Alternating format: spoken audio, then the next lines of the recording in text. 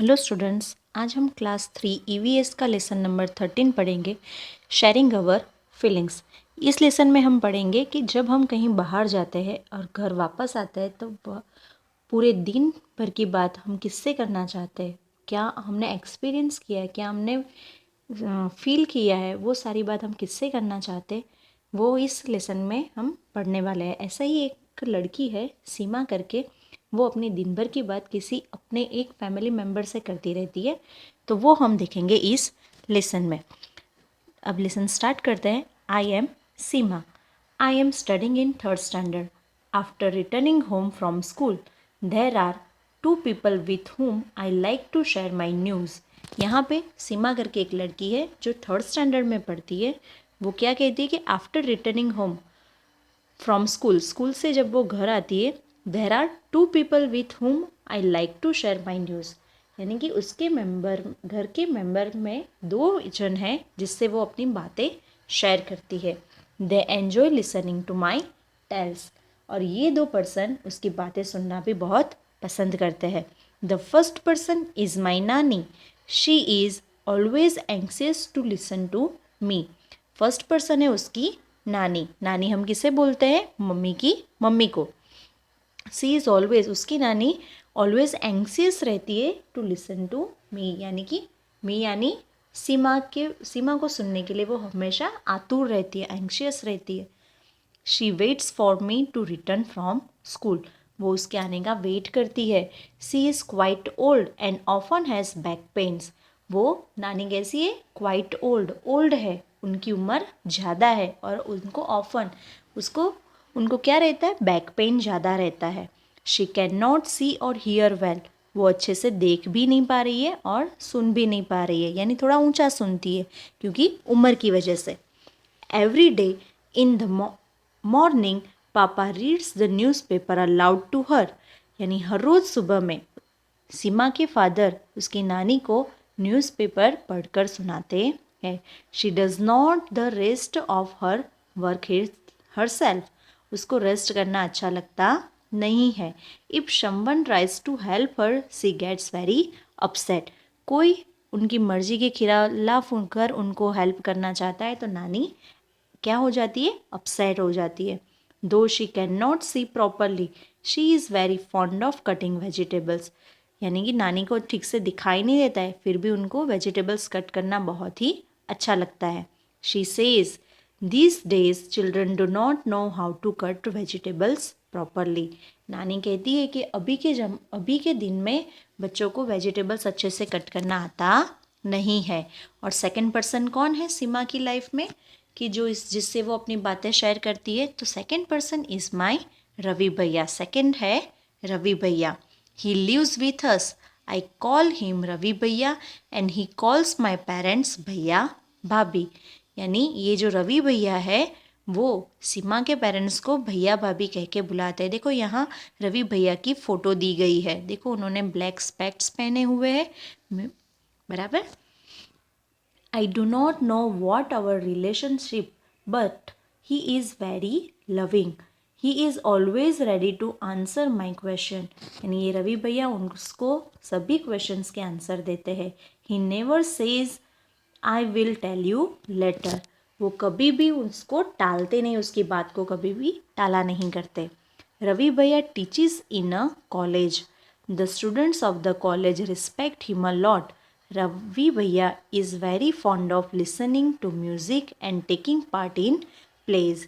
ये जो रवि भैया है कॉलेज में पढ़ाते हैं और कॉलेज के जो स्टूडेंट्स हैं उनकी बहुत रिस्पेक्ट करते हैं। और रवि भैया को क्या पसंद है?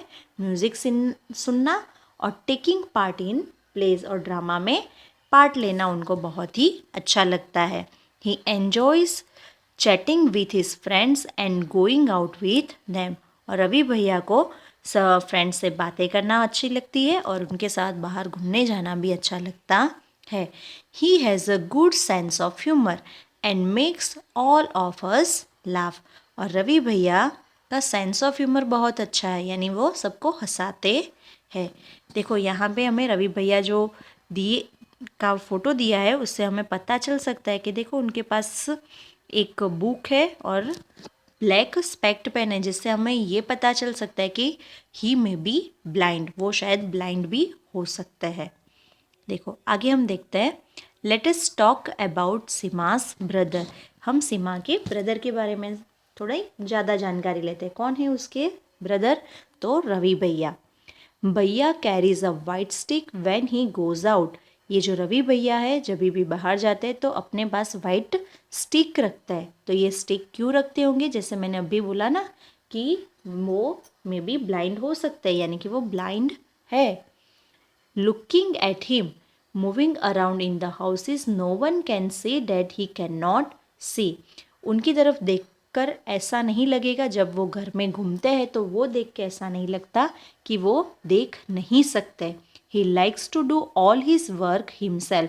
रवि भैया को सभी काम अपना खुद करना अच्छा लगता है। If someone tries to help him against his wish, he gets angry. अगर कोई उनकी मर्जी के खिलाफ उनकी हेल्प कर देता है तो वो एंग्री हो जाता है, गुस्सा कर देते हैं। Whenever he needs my help, he asks for it. उनको जब भी हेल्प की ज़रूरत होती है तो वो मुझे बोलते हैं, मुझे यानी कि सीमा से बात करते हैं, सीमा से कहते हैं। Some of Bhaiya's students take books from him and returns them after recording them on tapes. यानी कि रवि भैया के कुछ स्टूडेंट्स हैं, वो क्या करते हैं, उनसे बुक लेकर जाते हैं और फिर उनको पढ़ते हैं और उनको रिकॉर्ड करते हैं और फिर वापस रवि भैया को देकर जाते हैं। रवि भैया लिसन्स टू दिस टैप्स, और रवि भैया ऐसी रिकॉर्डिंग सुन के बुक्स की पढ़ाई कर लेते हैं। भैया has many other books too. भैया के पास दूसरी भी बहुत सारी बुक्स है। The pages of this books are thick and have rows of raised dots. Points भी है, यानी उनके पास जो बुक्स है वो बुक्स कैसी है? थिक है, बहुत मोटी मोटी किताबें हैं और वो जो बुक्स है उसमें रेज्ड पॉइंट्स है, डॉट्स दिए, यानी कि उभरे हुए डॉट्स है उस पर, और उसको टच करके रवि भैया पढ़ते हैं।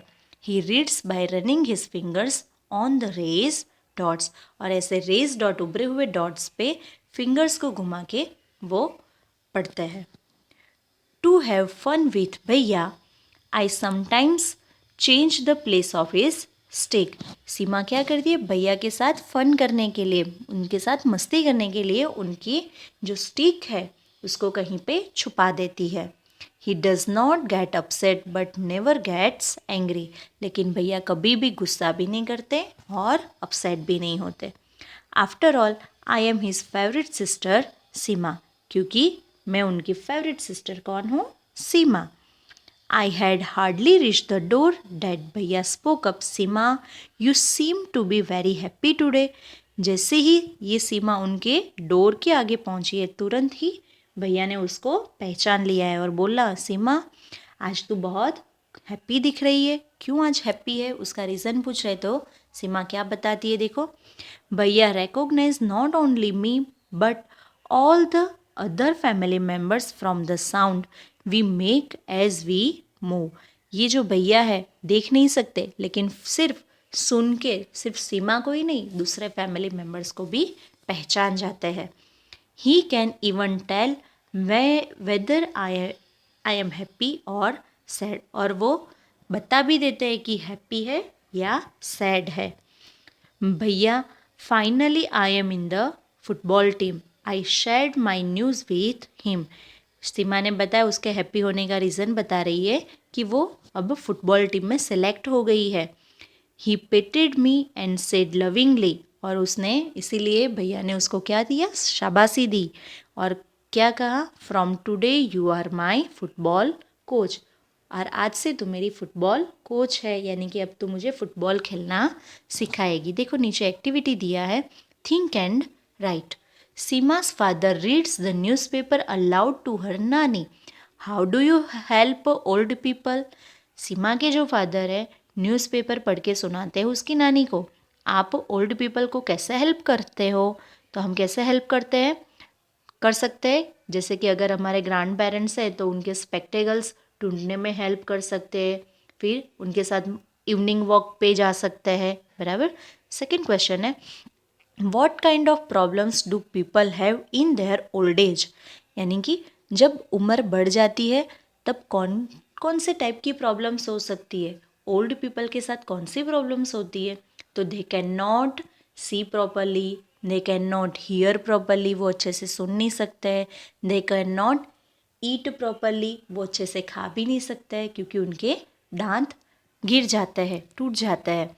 और दूसरा क्या हो सकता है कि उनको बैक पेन होता है, जॉइंट्स में पेन्स होता है, ये सब प्रॉब्लम्स उनको सफ़र करना पड़ता है।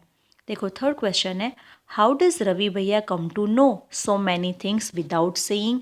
रवि भैया को सब चीज़ें कैसे पता चल जाती है बिना देखे, तो bye hearing and bye touching, वो टच करके या तो सुन के सबके बारे में पता कर सकते हैं। Have you ever needed a stick when, क्या आपको कभी स्टिक का नीड हुआ है, क्यों, तो हमें कभी भी अभी तक तो नीड नहीं हुआ है, तो हम इसका आंसर लिखेंगे नो।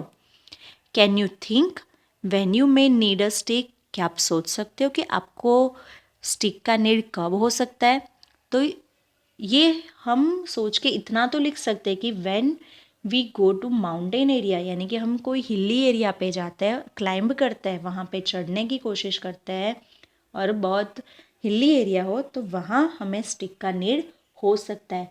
और ऐसा भी हो सकता है व्हेन वी गॉट फ्रैक्चर, अगर हम फ्रैक्चर हो जाए उस टाइम पे भी हमें स्टिक नीड हो सकती है।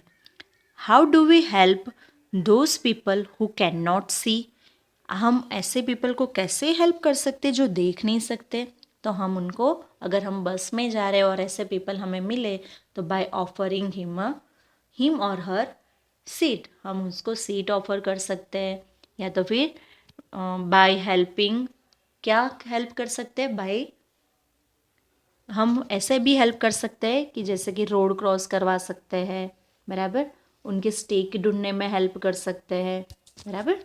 देखो now next, recollect and tell. Is there any member in your family he cannot see, speak or hear? Do you know any such person? How do other people help them with their work? कि आपके family में ऐसे कोई member है जिसको दिखाई नहीं देता है या बोल नहीं सकते या सुन नहीं सकते हैं, तो उनको कैसे हेल्प कर सकते हो, क्या ये ऐसा कोई है। देखो, you read in the story that Ravi भैया cannot see, but he does all his work on his own. हमने ये स्टोरी में देखा है कि रवि भैया देख नहीं सकते लेकिन वो अपना काम खुद करते हैं। He studies from a different kind of books, वो अलग अलग बुक्स पढ़ते हैं। To understand how he is able to do his work, close your eyes and play this game. हम उनकी जो ये नहीं देख सकते और कैसे पहचानते हैं, इसके लिए हम एक गेम खेल सकते हैं। देखो नीचे डाउन साइड एक गेम दिया हुआ है, ब्लाइंड फोल्ड। ये जो गेम है जिसमें हमें आंखों पर पट्टी बांधनी है और हमें कुछ चीज़ों को टच करना है और उसको पहचानना है, या तो अपने फ्रेंड्स को पहचानो, ये ऐसी एक गेम है। देखो हम देखते हैं, blind fold. Blindfold any one child in the group. One by one, the other children come to him or her quietly. Blindfold में क्या, आंखों पे पट्टी बांधना है और जिसके आंखों में पट्टी बांधी है उसके सामने एक एक करके एक एक चिल्ड्रन आएगा बिना आवाज़ किए। The child who is blindfolded, जिसकी आंखों पे पट्टी बांधी है, has to guess who the other child is, और उसको पहचानना होता है कि ये कौन सा चाइल्ड है। बाई टचिंग हिम और हर, टच करके। Take care not to make any sound, और किसी को कुछ भी यहाँ पे आवाज़ करना नहीं है क्योंकि यहाँ पे आपको सिर्फ टच करके पहचानना है। In the same way, one by one blindfold all other children, each one has to try and guess by touching who the other children are, और ऐसे आपको पहचानना है। ऐसे ये blindfold नाम की गेम है। देखो, discuss and tell. How many children could recognise the others by touching. ऐसे ब्लाइंडफोल्ड की गेम खेलने के बाद आप ऐसा सोच आंसर दे सकते हो कि कितने लोगों को पहचान सकते हो बिना देखे, सिर्फ टच करके, तो हम शायद 2 या 3 चाइल्ड को पहचान सकते हैं।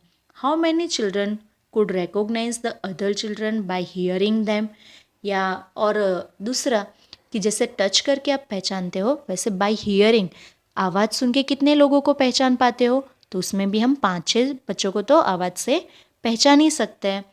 Which was easier of the this two, ये दो मेथड में से कौन सा ईजियर मेथड था, बाय टचिंग या by hearing.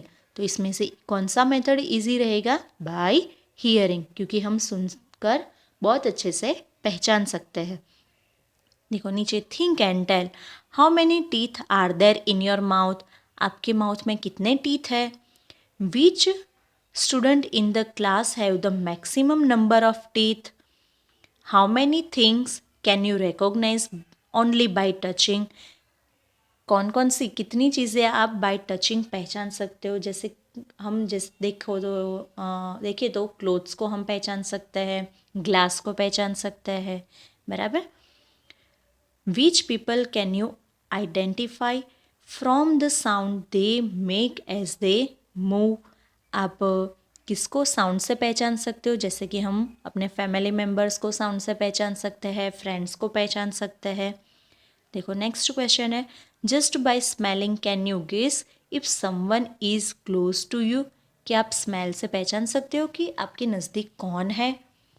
Close your eyes and listen, what sound can you here, आंखें बंद करके सुनो कि कौन सी आवाज़ आपको सुनाई देती है. देखो, there is a special way of reading and writing for people who can not see, एक स्पेशल वे है रीडिंग और राइटिंग का जो पीपल देख नहीं सकते उनके लिए. वो कौन सा मेथड है, कौन सा वे है, तो इट इज़ कॉल्ड ब्रेल. ये है ब्रेल स्क्रिप्ट. ये जो है ये एक नया तरीका है जो ब्लाइंड पीपल इससे पढ़ सकते हैं. It is written on a thick paper by making a row of raised points dots with a pointed tool.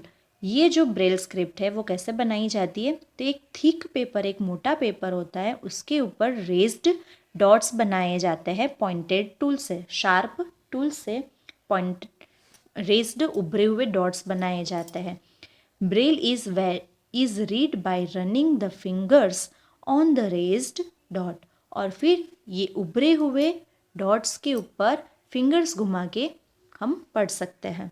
ये इसको बोलते हैं हम Braille script. Let's do. Whether it is easy और difficult to recognise a shape without saying it, क्या आप पहचान सकते हो कि कोई भी शेप को बिना देखे, तो हम कैसे पहचानेंगे, by touching. Take a sheet of sandpaper, make a shape on it by pressing a piece of thick wool or thick thread on it. Ask your friend to close his or her eyes and identify the shape by running her or his finger on the sheet. Ask your friend, was it easy or difficult? यानी कि एक paper के ऊपर thick thread से आपको एक shape बनाना है और फिर उसके ऊपर फिंगर घुमानी है और फिर बताना है कि वो कौन सा शेप है. Ask your friend to make a shape on the sandpaper in the similar way. Now you identify it by filling with your fingers. और फिर आप भी ऐसे ट्राई कर सकते हो. Take a thick piece of paper. Make an outline on the paper with the help of a compass or a needle. एक paper लेना है और उसको आउटलाइन करनी है नीडल से. Make dots at a short distance on the outline drawn, और फिर उसके ऊपर आपको क्या बनाना है, डॉट्स बनाने हैं. You can see that the paper is raised on the other side. आप जैसे ही मोटा पेपर लोगे और नीडल से उसके ऊपर डॉट्स बनाओगे तो दूसरी तरफ आपको रेज्ड डॉट्स मिल जाएंगे, और ऐसे आप ऐसे ब्रेल स्क्रिप्ट वाला पेपर बना सकते हो. देखो नेक्स्ट पेज पे, लेट्स लर्न अबाउट ब्रेल. देखो यहाँ पे एक पिक्चर दिया हुआ है ब्रेल स्क्रिप्ट में कि ए कैसे लिखा जाता है, बी कैसे लिखा जाता है, सी कैसा है, डी और ई के बारे में दिखा है. ये रेज्ड डॉट्स है जिसके ऊपर फिंगर घुमा के ब्लाइंड पीपल पढ़ सकते हैं. देखो और ये जो ब्रेल स्क्रिप्ट है वो 6 पॉइंट के ऊपर ही आधारित होता है. Now let's to the point. You have seen that Ravi Bhaiya reads special types of books. How were these books made?